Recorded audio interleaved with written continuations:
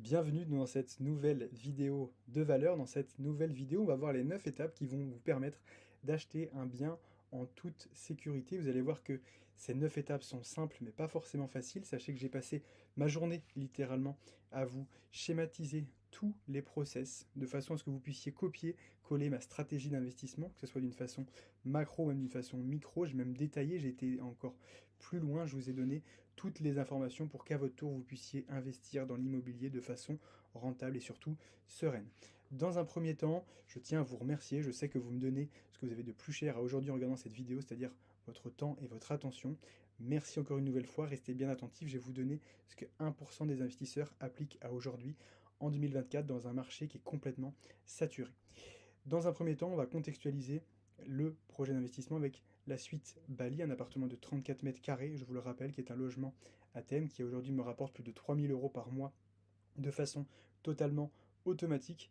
Je passe littéralement moins de 5 minutes par jour à donc gérer cet appartement. Tous les process avec la femme de ménage sont mis en place, tous les process de check-in, de check-out grâce à la boîte à clés et grâce aux différents messages automatiques sont automatisés complètement. Dans un deuxième temps, je vous montre également l'appartement qu'on a transformé, la suite haussmannienne qu'on a transformé. Donc c'était un appartement T2 qu'on a transformé en T3. Pour cela, on a fait une rénovation intégrale, que ce soit de l'électricité, de la plomberie, des peintures, du sol aux menuiseries. On a fait une rénovation complète de façon à apporter de la valeur à l'appartement et pouvoir le revendre ou même le louer de façon ultra rentable. On va directement rentrer dans le vif du sujet. Je vous montre le schéma complet de façon à ce que vous puissiez voir. Restez bien attentif dans les 5 prochaines minutes. Le nombre d'informations que vous allez avoir à la minute va être hyper condensé. Je vous invite à prendre une feuille, prendre des notes pour pouvoir vous souvenir de cette vidéo. N'hésitez pas à la regarder une, deux ou même plusieurs fois de façon à bien comprendre tous les schémas que je vais vous donner. Si vous avez des questions, n'hésitez pas à prendre un appel de consulting offert avec moi. Ça dure entre 10 et 15 minutes. On fait un bilan personnalisé de votre stratégie d'investissement en fonction de vos besoins, en fonction de votre profil, en fonction de ce qui vous correspond. Dans un premier temps, on va regarder la vision macro. Il faut savoir que la plupart des investisseurs que j'accompagne ne savent pas forcément où ils vont lorsqu'ils commencent l'investissement immobilier. Ils ne savent pas où investir, ils ne savent pas dans quoi investir. Il y a beaucoup de stratégies, de la location courte durée, de la location longue durée, de l'achat-revente. Pour cela, dans un premier temps, ce que je vous invite à faire, pardon, c'est de savoir ce que vous ne voulez pas. En faisant ce travail, vous allez voir qu'en 10 minutes, vous allez avoir votre stratégie qui est la plus optimisée en fonction de vos besoins. Est-ce que vous voulez passer du temps à gérer votre bien? Est-ce que vous préférez plutôt de la rentabilité? Est-ce que vous voulez pas gérer les impayés? Est-ce que vous voulez complètement déléguer votre appartement? Est-ce que vous voulez l'automatiser à 100%? Est-ce que vous voulez gagner de l'argent, vous faire un complément de revenu? Est-ce que vous voulez remplacer votre salaire? Est-ce que vous voulez gagner de l'argent sur une plus grosse période donc de 6 mois avec du gros cash à l'intérieur, auquel cas on fera de l'achat-revente? Avec toutes ces questions, vous allez pouvoir déjà connaître ce que vous voulez. Une fois qu'on a fait ça, et c'est hyper important de le faire, on va cibler sa ville, son quartier, littéralement. Vous allez voir si vous allez investir plutôt dans une grande ville, plutôt dans une petite ville. Si vous achetez dans une grande ville, vous allez voir que la rentabilité est peut-être un peu plus faible, mais vous avez une stabilité de marché. On voit qu'on est dans une période de crise immobilière. On voit que les grandes villes résistent plutôt bien à cette crise immobilière. On est sur des villes plutôt résilientes. Si vous achetez dans des petites villes, certes, vous aurez une grosse rentabilité ou une rentabilité qui sera plus importante que dans une grande ville. Par contre, vous serez plus soumis aux évolutions de marché. Une fois qu'on a fait ça, on va toujours cibler une ville avec des attraits économiques, des attraits touristiques. Ça va nous permettre de valider donc ce que l'on veut. Est-ce qu'on va dans une grande ville ou une petite ville? Et dans cette ville-là, on va cibler des attraits économiques qui vont faire que dans tous les cas, notre logement va pouvoir se revendre facilement, va pouvoir se louer facilement. Une fois qu'on a vu ça, on va regarder quel type de bien nous correspond. Est-ce qu'on voit un appartement? Est-ce qu'on va plutôt prendre un appartement? Ou quelqu'un va voir que la rentabilité sera peut-être plus importante? Est-ce qu'on va regarder une maison? Alors certes, là, on n'aura pas beaucoup de temps de gestion, mais pour un achat-revente, ça pourrait être plutôt intéressant. Est-ce qu'on vise un immeuble? Et si on vise un immeuble, est-ce qu'on fait de la location longue durée? Est-ce qu'on fait de la location courte durée? Est-ce qu'en fonction de notre budget, on achète un appartement, deux appartements, l'immeuble entier, de façon à pouvoir peut-être faire de la location courte durée et augmenter notre rentabilité? Toutes ces questions, c'est hyper important de se les poser dès le départ. C'est ce qui va nous permettre de découler derrière en définissant donc notre stratégie d'investissement. Est-ce qu'on va faire de la location longue durée de façon à de s'occuper très peu en fait de notre logement? Est-ce qu'on va faire de la location courte durée en automatisant à 100% notre logement, ou est-ce qu'on fait de l'achat-revente et auquel cas sur une période de 6, 9 ou même 12 mois, on va pas forcément avoir de revenus, mais derrière on va pouvoir engranger du gros cash d'un coup? Si on le fait, est-ce qu'on le fait en résidence principale de façon à être exonéré d'impôt sur la plus-value, ou est-ce qu'on le fait en résidence secondaire pour réinvestir dans une résidence principale? Est-ce qu'on le fait directement en marchand de biens si on le fait régulièrement? Attention à bien vous renseigner avant de se lancer dans ces différentes stratégies. Prenez un appel de consulting offert avec moi, ça dure entre 10 et 15 minutes et je réponds à l'ensemble de vos questions. C'est hyper important de connaître son marché sur le bout des doigts.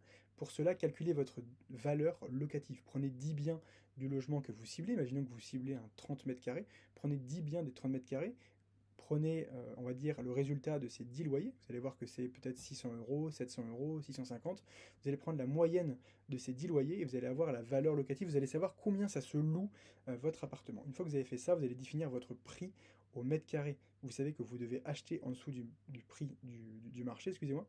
Pour connaître votre prix du marché, vous allez faire pareil, vous allez prendre 10 annonces de 30 mètres carrés à 150 000 euros, 160 000 euros, 140 000 euros, 170 000 euros, ça vous donne une moyenne, vous divisez par 10, et en fonction des critères qui ressemblent à votre appartement, en fonction du quartier que vous avez ciblé, vous allez avoir une moyenne du marché. Avec ça, vous allez pouvoir vous baser sur d'autres attraits également pour conforter, on va dire, votre analyse.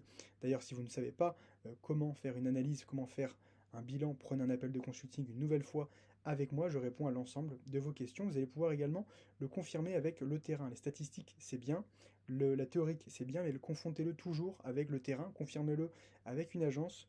Vous allez pouvoir appeler une, deux, trois agences, dites que vous avez envie de vendre votre bien, de louer votre bien, vous allez pouvoir avoir une valeur locative et un prix au mètre carré. D'accord? Une fois qu'on a fait ça et qu'on sait quelle est notre valeur locative, notre valeur de marché, on va savoir à quel point on va pouvoir acheter grand maximum notre bien. Une fois qu'on a fait ça, on va rentrer dans le vif du sujet, très clairement, on va rentrer dans le dur. On va pouvoir planifier donc nos visites. L'idée, c'est de regrouper les visites, de poser des questions avant et de valider les points de contrôle. Quelle est la taxe foncière, la charge de copropriété?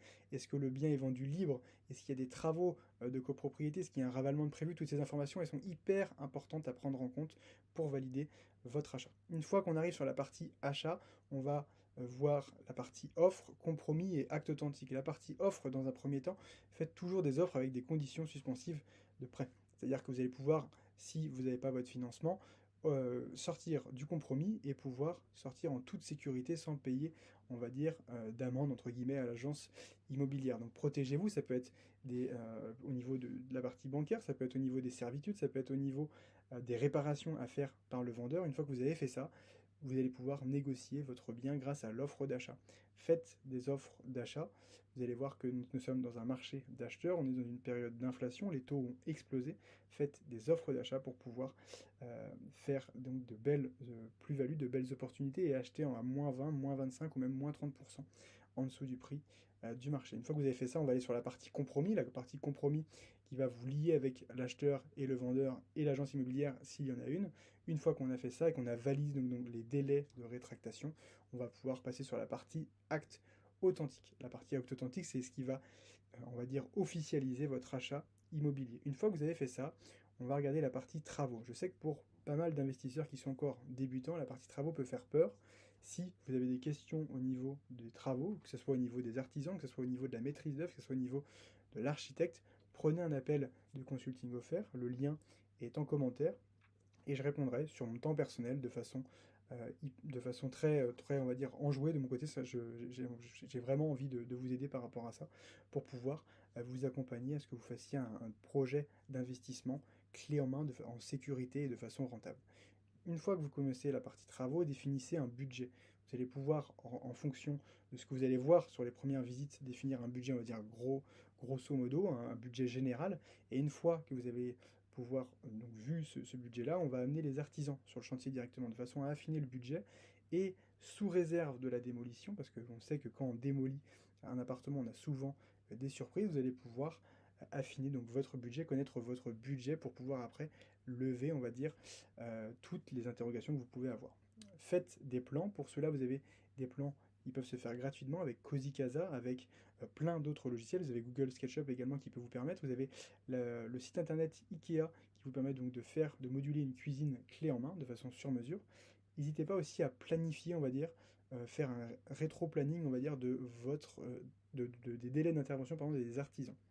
Une fois qu'on a fait ça, on va mettre en vente ou mettre en location notre appartement. Pour cela, sélectionner vos locataires. On vous donne des process clés en main dans l'accompagnement pour pouvoir recruter le bon entre guillemets locataire, pour éviter les impayés, pour éviter la casse, pour éviter toutes ces choses qui nuisent entre guillemets à l'investissement immobilier. Si vous êtes en location courte durée, automatisez votre logement, mettez des boîtes à clés, mettez un channel manager qui va pouvoir envoyer des messages automatiques à l'arrivée de votre voyageur et enfin à la sortie de votre voyageur. Mettez un guide complet d'arrivée de façon à ce que le voyageur ne vous pose aucune question de l'arrivée à la sortie de son voyage. Et si c'est à la revente, prenez rendez-vous directement avec un géomètre si c'est au niveau de la partie terrain ou reprenez directement contact avec un notaire pour pouvoir revendre, que ce soit à la découpe ou même en lot, vos différents biens. D'accord? Une fois qu'on a fait ça, on va rentrer maintenant dans la vision micro, la vision un petit peu plus précise de l'investissement immobilier. Lorsque vous avez défini donc, votre temps de gestion, vous allez regarder si vous allez tout faire vous-même. Est-ce qu'il va falloir déléguer quelques tâches? Est-ce que vous allez déléguer à 100%? Pour cela, calculez toujours le ratio temps-argent. Si votre temps est beaucoup plus, on va dire, intéressant à consacrer dans du business, allez faire le business. Si forcément vous avez un salaire qui est un petit peu juste en ce moment parce que c'est le début de vos investissements immobiliers, peut-être réfléchissez à faire quelques travaux vous-même. Ça va dépendre également si vous êtes régi, on va dire, à la fiscalité. Si vous faites un achat-revente sans fiscalité, là, je vous conseille de faire un petit peu, de mettre la main à la pâte et de faire vos travaux vous-même. Si vous êtes sur de la valeur locative, on va pouvoir baisser votre tranche marginale d'imposition en faisant des travaux. Donc, prenez des artisans, ce qui va vous permettre de réduire votre imposition sur le court, moyen et long terme. Une fois qu'on a fait ça, vous allez voir donc la partie rentabilité. Est-ce que vous faites un achat patrimonial? Est-ce que vous voulez faire un complément de revenu ou est-ce que vous voulez directement remplacer votre salaire? C'est hyper important de se poser ces questions-là. Si vous voulez éviter les impayés, vous allez voir qu'on a des garanties loyers impayés. Vous allez pouvoir vous renseigner auprès de la CAF de façon à avoir un loyer de la CAF directement, le mettre des virements tous les mois de la CAF justement sur votre compte bancaire. Ça vous évite que si le locataire ne vous paye pas, vous aurez quand même ce versement de la CAF et vous avez également la garantie visale qui est mise en place par l'État. Une fois qu'on a vu ça, donc vous allez faire le choix, comme je disais, de la grande et de la petite ville. Dans la grande ville, on va acheter cher, on aura certes moins de rentabilité, mais on aura une stabilité économique. Vous savez que nous sommes dans une période de crise immobilière, entre guillemets, nous sommes dans une période de correction de marché. Si vous investissez dans une grande ville, vous aurez une stabilité de marché. On voit que les grandes villes se corrigent, vous avez moins, on va dire, de corrections. On a des corrections à hauteur de 2, 3, 4%, mais on n'a pas de grosses corrections jusqu'à 10%. Si vous visez une petite ville, certes, vous allez avoir de belles rentabilités, comme on a vu pendant le Covid et après le Covid, on a eu des très belles rentabilités parce qu'on achetait pas forcément très cher, quoique le prix de l'immobilier a augmenté depuis ces différentes années, mais on est sur un marché qui est beaucoup plus volatile. On est sur un marché qui, lorsqu'il y a des périodes de crise, peut très bien redescendre et, entre guillemets, excusez-moi l'expression, mais se casser la gueule, entre guillemets. Une fois qu'on a vu ça, on regarde, donc je vous parlais des attraits économiques, regardez toujours dans la ville, est-ce qu'il y a une mairie, est-ce qu'il y a des écoles, est-ce qu'il y a des hôpitaux, est-ce qu'il y a des commerces? Je pense à vos voyageurs notamment en location courte durée, mais je pense également à la revente pour vos potentiels acquéreurs. Est-ce qu'il y a une gare? Est-ce qu'il y a des métros? Est-ce qu'il y a des bus qui peuvent desservir votre logement? Toutes ces questions sont hyper importantes à se poser dès le départ.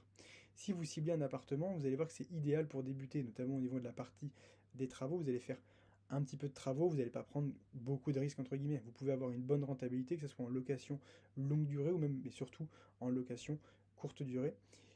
Vous allez voir que la gestion est plutôt simple, que ce soit en longue durée ou même en courte durée. Si vous prenez une maison, à ce moment-là, ça sera peut-être plus... L'idéal serait de faire un achat à revente, de façon à être, on va dire, sans taxe au niveau de la plus-value à la revente. Et si vous êtes sur une rentabilité, si vous voulez le mettre en location, votre maison, vous serez sur une rentabilité plutôt faible. Et vous allez voir qu'au niveau de la gestion, c'est plutôt simple à gérer.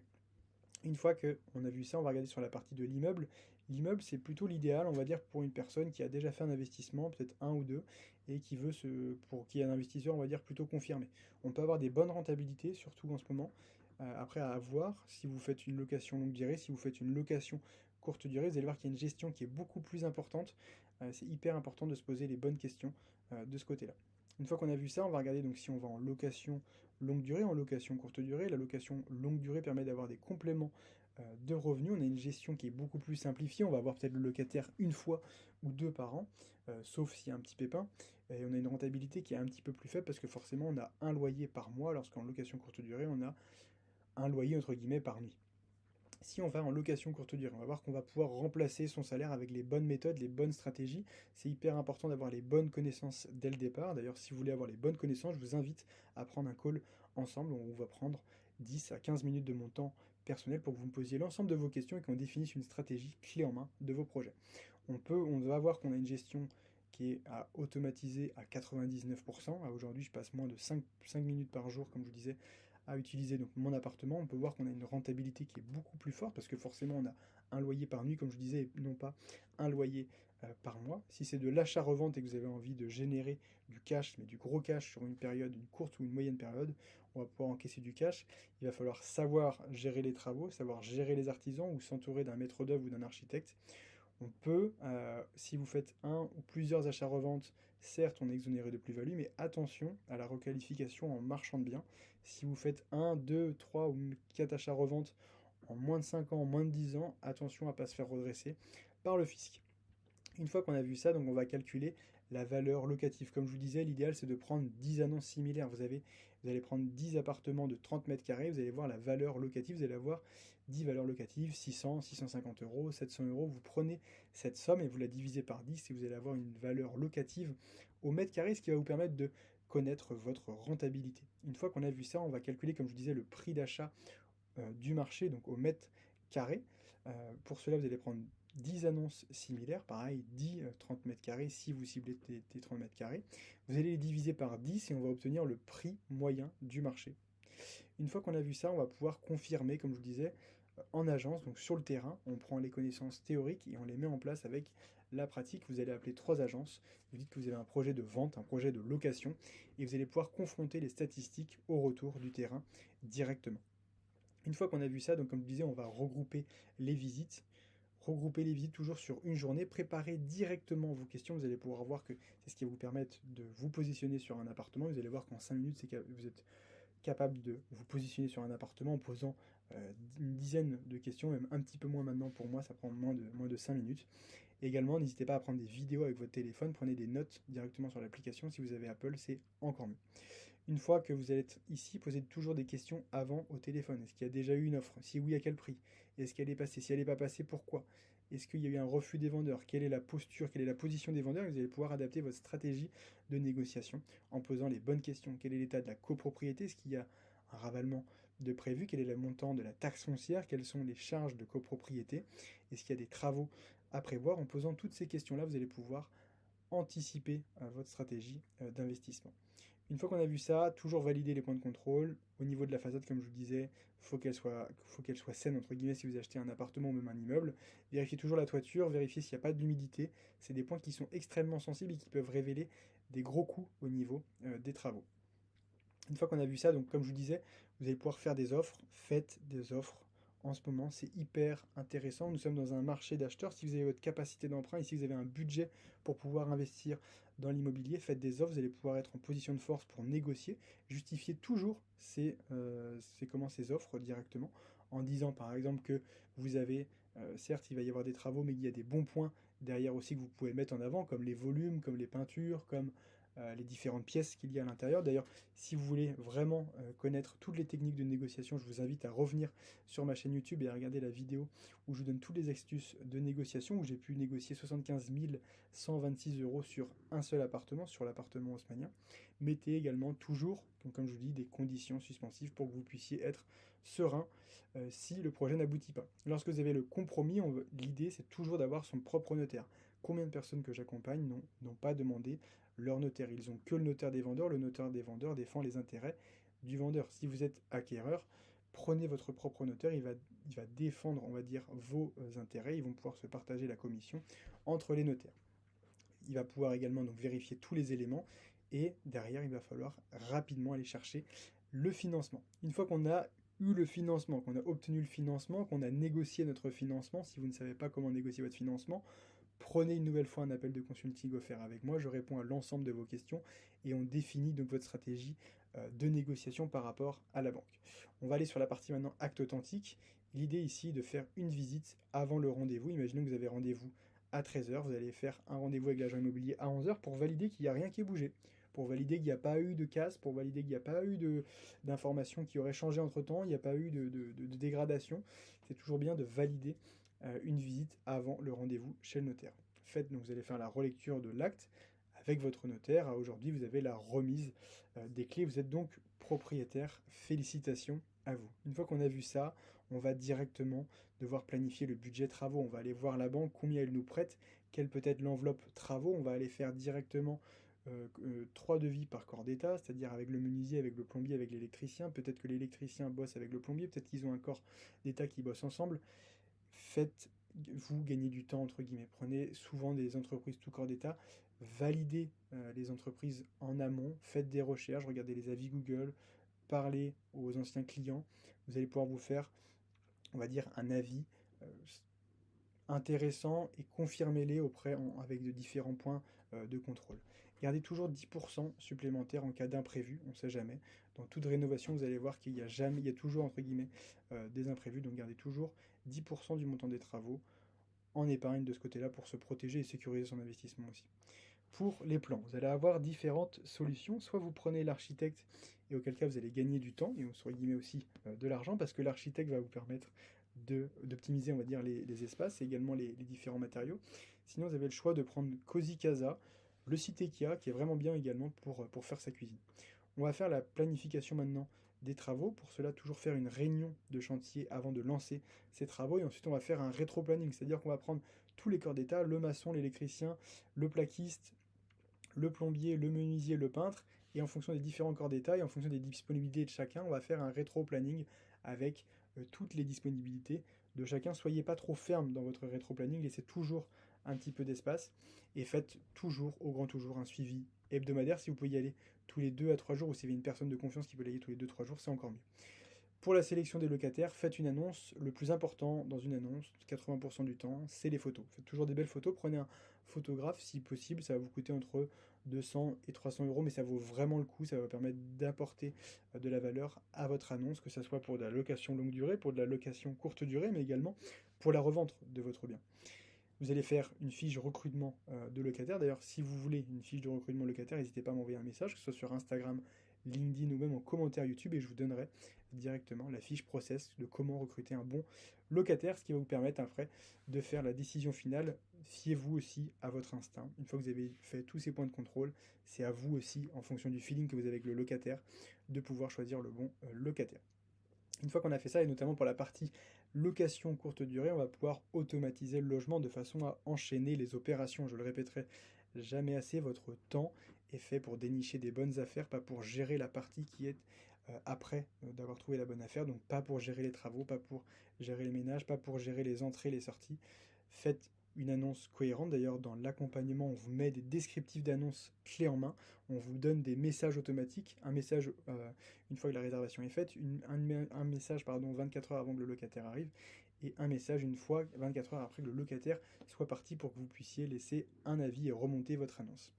Vous allez également utiliser donc un channel manager. Sachez que vous en avez des remises pour tous les participants de l'accompagnement sur les boîtes à clés, sur le channel manager. Les boîtes à clés notamment pour que votre logement soit autonome avec un code envoyé à l'arrivée, un code envoyé à la sortie, donc un code qui va durer en fait 24 heures pour pas que votre voyageur puisse revenir ensuite dans votre logement et le dégrader ou même faire du vol de ce côté-là.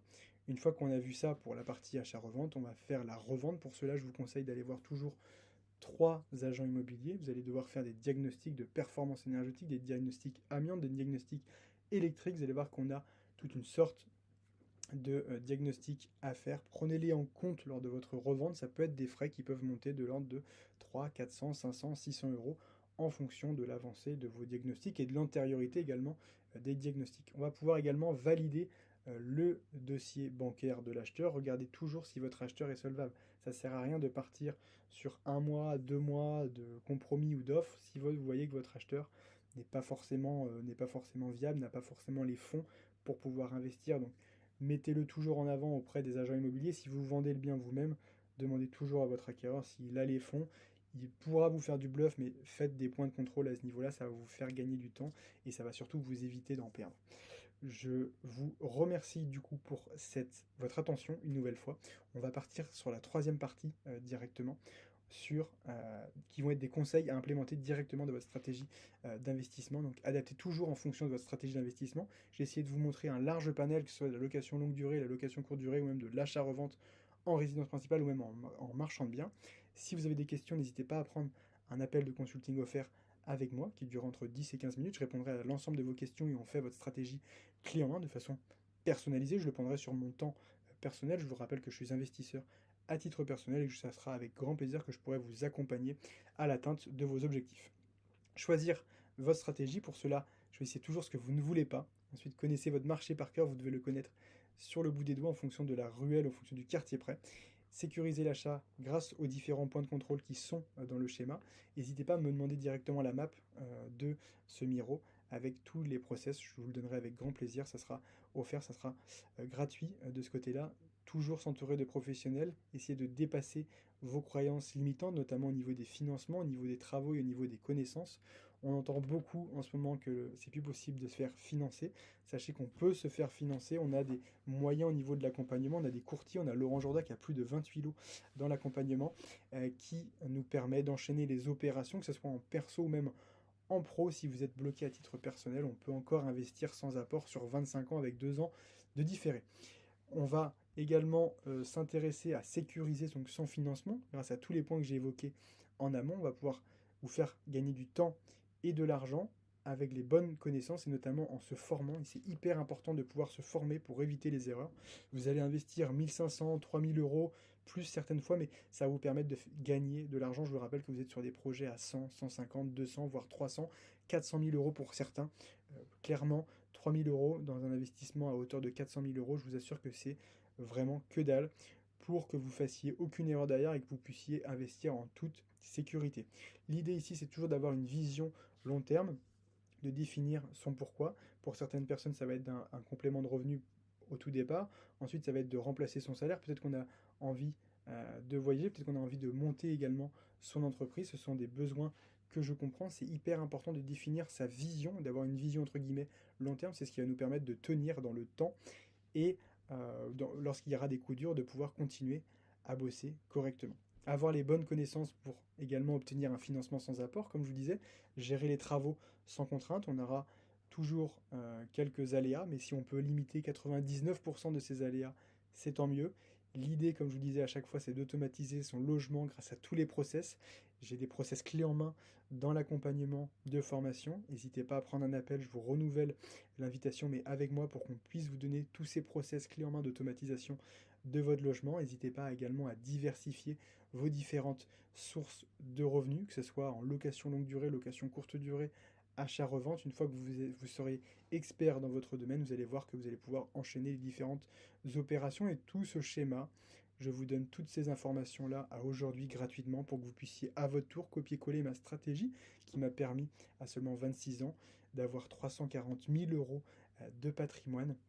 N'hésitez pas à liker, commenter et partager cette vidéo. Ce sera ma plus belle récompense, on va dire, pour avoir fait cette vidéo que j'ai préparée, je vous rappelle, en une journée avec tous ces process clés en main, de façon à ce que vous compreniez les tenants et les aboutissants, comment acheter un bien avec ces 9 étapes, on va dire clés en main. Vous avez vu que c'était simple, mais c'est pas forcément facile. Avec tous ces process, vous allez voir que ça va vous permettre d'éviter 99% des erreurs que font les investisseurs débutants de ce côté-là. N'hésitez pas à vous abonner à ma chaîne YouTube, à vous abonner également à mes réseaux sociaux, que ce soit sur Instagram ou même LinkedIn. LinkedIn, je donne le maximum de valeur chaque jour. Je vous donne toutes mes astuces chaque jour sur cette plateforme. Sur Instagram, vous allez pouvoir suivre mes différentes aventures, que ce soit en story ou même dans mes posts ou même dans mes réels. Et également, n'hésitez pas à checker mes stories à la une. Si vous avez des questions, n'hésitez pas à prendre un appel de consulting offert. On prendra 10, 15, 30 minutes ensemble pour répondre à l'ensemble de vos problématiques et à répondre justement gratuitement à toutes ces problématiques. Prenez cet appel, c'est sur mon temps personnel. Je vous rappelle que je suis investisseur à titre perso et que ça sera avec grand plaisir que je pourrai définir votre stratégie d'investissement clé en main. Si vous voulez prendre un appel de consulting offert, n'hésitez pas à cliquer sur le lien épinglé en bas de cette vidéo. Ça a été un plaisir pour moi de définir donc les 9 étapes qui m'ont permis d'acheter un bien. Vous avez vu que j'ai mis tous ces process, j'ai mis ma journée clairement pour que vous puissiez implémenter toute cette stratégie gratuitement. N'hésitez pas à m'envoyer un message sur les différents réseaux sociaux et également n'hésitez pas à commenter, liker et partager cette vidéo. De mon côté, je vous remercie d'avoir regardé cette vidéo et je vous dis à bientôt. Ciao.